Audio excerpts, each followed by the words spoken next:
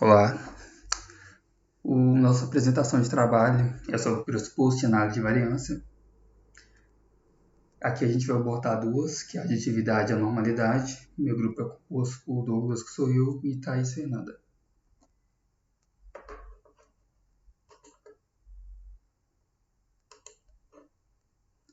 O que seria a aditividade? Os diversos efeitos apresentados pelo modelo são aditivos, isto é, quando ele tem uma soma de efeitos, esses efeitos são independentes, ou seja, esses efeitos não podem ter interação um com o outro.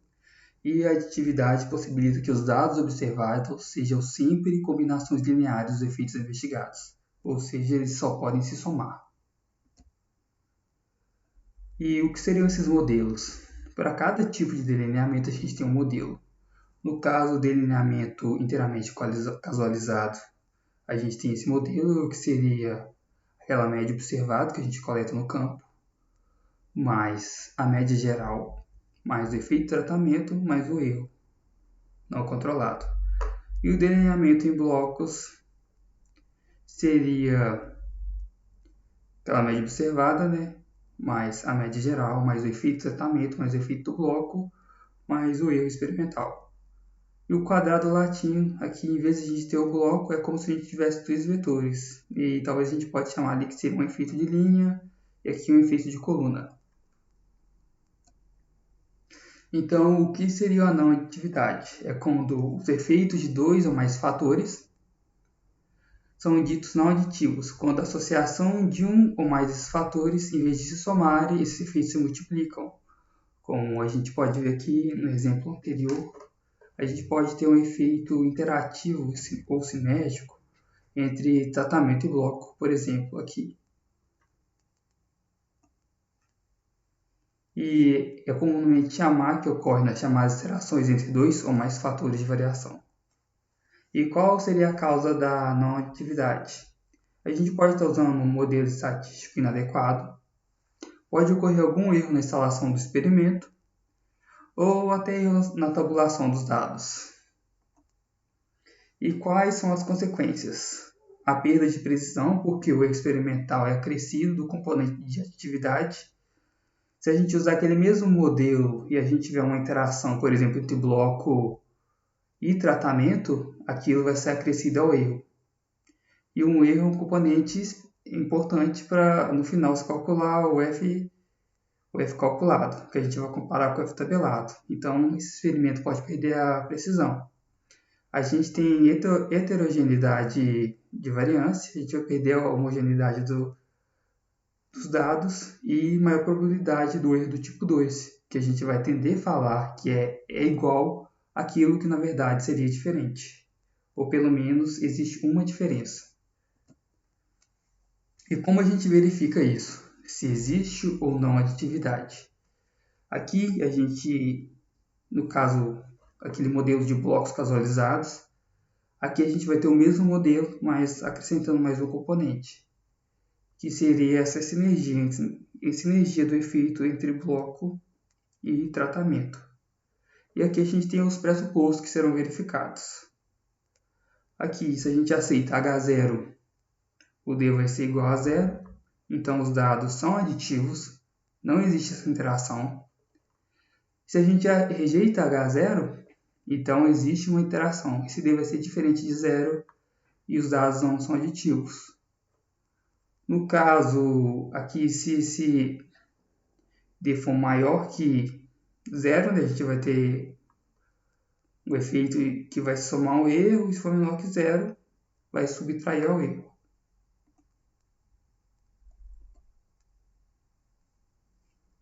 Aqui a gente pode dar um exemplo. Aqui a gente tem os valores de produção de leite. A gente tem 4 tratamentos de suplementação. Aqui sem suplementação, suplementado com mandioca, com quararu, todo com batata doce. E no caso dos blocos, são as 5 raças das vacas, de holandesa, Jess, Nelore e Guzerá. Aqui, para ficar melhor, exemplificar cada parte da equação, aqui a gente tem o y de j, que seria aquele efeito que a gente observa, né, e anota. O ms, que seria a média geral, que a gente vai somar todos os efeitos observados e dividir pelo número total de termos. Aqui a gente tem o efeito de tratamento, que a gente vai pegar a média de cada tratamento e subtrair pela média geral. E o efeito do bloco, que a gente vai pegar a média do efeito de cada bloco e subtrair da média geral também. E aqui a gente tem um erro. O erro aqui que completaria a fórmula. E aqui tem a repetição da fórmula, né? E aqui, para a gente calcular o erro, a gente vai pegar a média observada, menos a média geral, menos o efeito de tratamento, menos o efeito do bloco. E aqui a gente encontra o valor do erro. A partir dele, a gente pode calcular a soma de quadrados e chegar na análise de variância clássica que a gente já conhece. Mas aqui a gente vai olhar, no caso é o teste de não aditividade de Tucker. E aqui a gente vai calcular aquela soma de quadrados do efeito de interação entre tratamento e bloco. Para calcular isso, a gente faz a somatória quadrada do efeito do tratamento vezes o efeito de bloco, dividido pela somatória do quadrado do efeito de tratamento vezes a somatória do efeito de bloco. A partir desse cálculo, a gente vai chegar no seguinte valor, da soma dos quadrados da interação de A e B, que seria tratamento e bloco.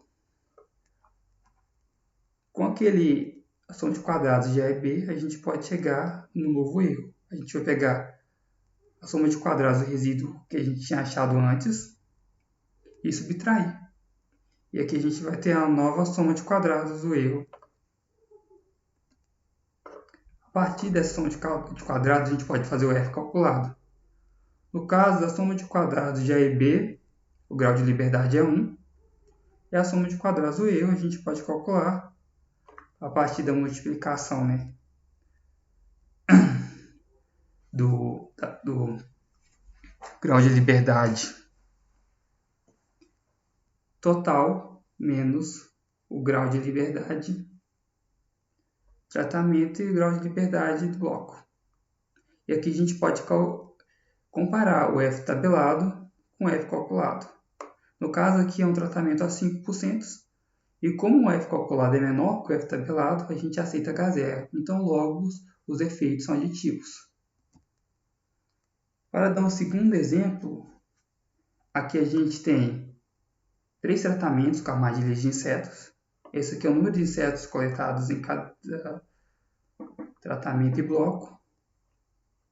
E aqui a gente tem os blocos. Cada bloco representa um período. Para não repetir aqueles cálculos de novo, a gente vai logo para a análise de variância. A gente tem a análise de variância clássica aqui.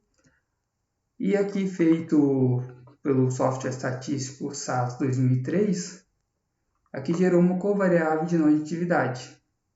Grau de liberdade 1, soma de quadrados, quadrado médio. E aqui a gente tem o valor de F e o p-valor. E aqui, no caso, o p-valor deu menor que o nível de significância. Então, a gente rejeita H0. Logo, esse teste não é aditivo. E qual seria uma forma de contornar essa revelação? A gente tem estatísticas não paramétricas, modelos lineares generalizados e tem a transformação de dados. Nas pesquisas que a gente pesquisou e deu uma olhada, a gente viu que para a aditividade a transformação mais comum é logaritmo, pois além de ela estabilizar a variância produz aditividade nos efeitos e tende a normalizar a distribuição de erros. Mas além dessas, tem outras transformações como a Box-Cox. Só que não basta somente transformar os dados, tem que testá-los novamente. A gente pegar o mesmo exemplo anterior, aqui feito pela transformação Box-Cox, que a gente tem o teste Tucker, que seria aquele efeito de não aditividade. Aqui a gente pode ver que o p-valor foi maior que o nível de significância Então, aqui, graças à transformação de dados, esses dados conseguiram ter efeito aditivo. Uma outra pressuposição da análise de variância é a normalidade. A normalidade ela pressupõe que os erros de fatores não controlados devem ser normalmente distribuídos. Isso implica que as observações elas se ajustam a uma distribuição normal dentro de cada tratamento.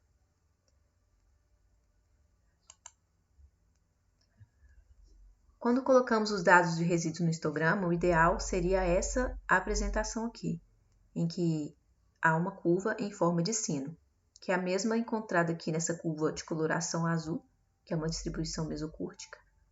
Mas há também algumas distorções, como, por exemplo, essa simetria positiva e esse histograma com uma simetria negativa. Também podem ocorrer um achatamento da curva, representado aqui pela cor verde, e um afunilamento pela cor vermelha. Mas quais seriam então as causas da ausência da normalidade dos resíduos? Temos aqui primeira causa como os outliers, que são dados discrepantes. Esses dados eles podem ser tanto falsos quanto verdadeiros. Quando falso, vem de algum erro experimental, como por exemplo, a anotação de uma parcela errada, e se for falso, pode ser excluído. O dado também pode ser verdadeiro. Um exemplo, nós temos uma adubação de uma determinada planta apresenta uma diferença muito grande se comparada com as demais. Quando esse dado for verdadeiro, ele deve ser analisado se será feita a exclusão ou não. Uma outra causa também seria problema de amostragem. Uma parcela muito pequena ou um número inadequado de repetição. Outra causa da ausência de normalidade seria a natureza da variável de resposta. Por exemplo, o dado de contagem ele tende a seguir uma distribuição Poisson, e dados de porcentagem, como por exemplo a porcentagem de sobrevivente, tende a ser uma distribuição binomial.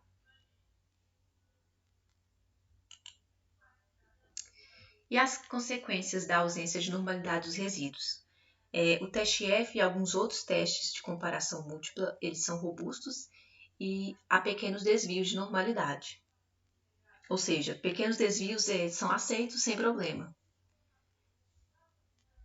E, caso os desvios de normalidade sejam severos, o nível de significância estabelecido pelo pesquisador é menor que o nível de significância real dos testes, né? Maior erro do tipo 1. Você tende a falar que os tratamentos são diferentes, quando na verdade eles são iguais.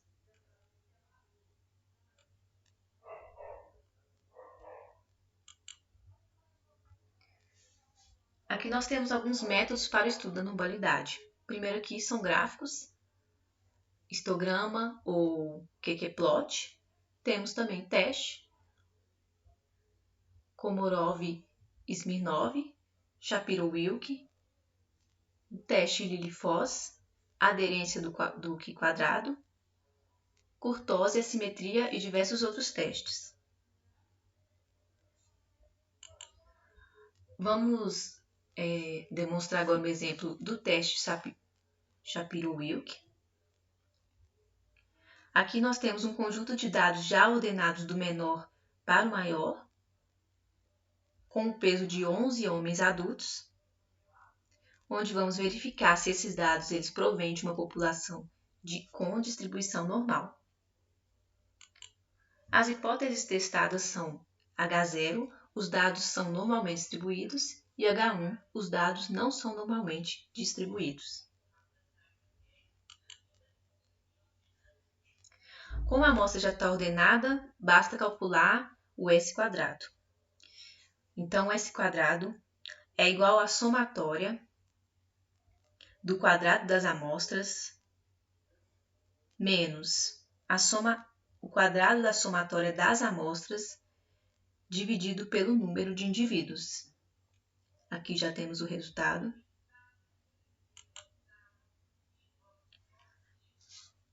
Então, em seguida, vamos olhar na tabela de valores dos coeficientes AN menos I mais 1 das estatísticas de ordem de uma amostra de tamanho n de uma distribuição normal, em que n aqui, o número de indivíduos é 11, e como é um número ímpar, nós vamos acrescentar o valor 0 no último conjunto de dados.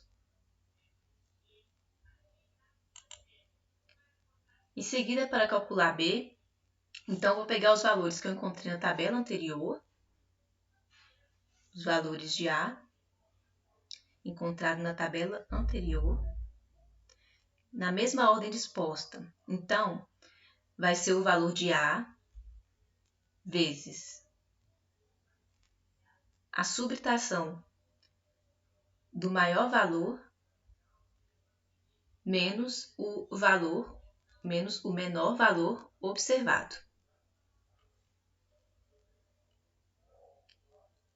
Mais o segundo valor já tabelado multiplicado pelo segundo maior valor e o segundo menor valor observado, e assim será feito por diante. Com o valor B calculado, já podemos calcular o valor de W. W, que é igual a B ao quadrado sobre S ao quadrado, onde obtemos, então, o W calculado. Em seguida, nós vamos observar o valor de W calculado e vemos aqui que ele é menor que o valor tabelado. Nesse caso, rejeita-se H0, então os dados não são normalmente distribuídos. Outro exemplo é o método gráfico.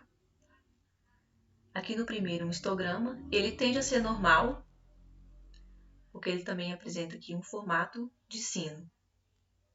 E o outro é um QQ-plot, que também tende a ser normal, porque os pontos eles se aproximam da linha de tendência.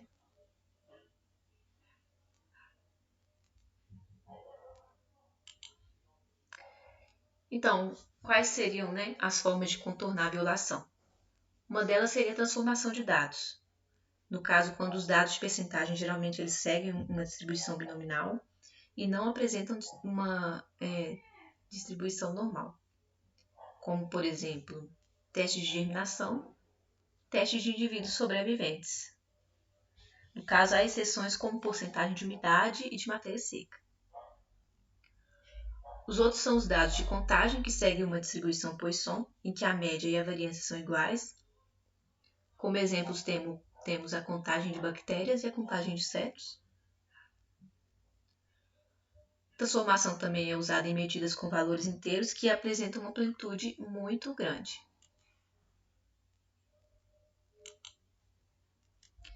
E essa transformação ela pode ser feita geralmente com a raiz quadrada, transformação raiz quadrada, que estabiliza a variância, além de torná-la independente à média. É usado para dados de contagem. Se os valores são muito pequenos ou zero, se soma uma constante, 0,5, geralmente é 0,5 ou 1. E transformação angular, arco-seno, é utilizado para homogeneizar a variância residual dos dados e é recomendado para dados de percentagem que seguem uma distribuição binomial. Essas foram as nossas referências.